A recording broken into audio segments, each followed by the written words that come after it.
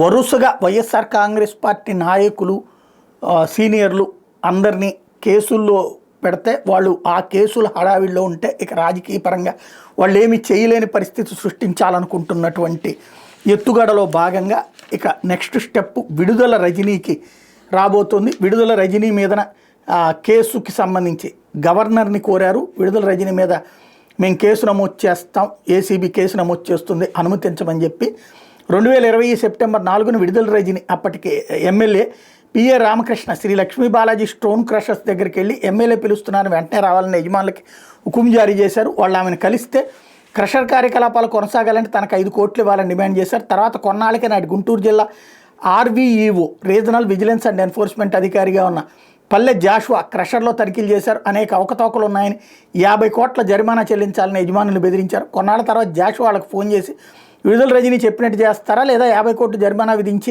Crusher seize చేయాలా అని బెదిరించారు. కొన్నాళ్ళ తర్వాత క్రషర్ యజమానులు తన కార్యాలను పిలిపించుకుని త్వరగా సెటిల్ చేసుకోవాలని హెచ్చరించారు.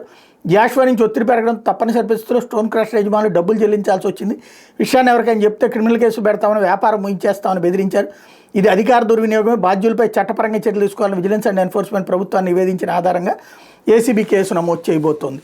ఇది కీలకమైనటువంటి, కాకపోతే కేసు నిలవదు. ఎందుకంటే ఇది ఆ వ్యక్తులు చెప్పినటువంటి తప్పించి ఎలాంటి సాక్ష్యాధారాలు, అది ఏ బ్యాంక్ అకౌంట్లో డబ్బులు వేయడమో ఇట్లాంటిది అయితే నడుస్తుంది కాబట్టి కేసు నిలబడదు. కానీ ముందైతే ప్రస్తుతం కొంతకాలం పాటు వేటాడటానికి పనికొస్తుంది.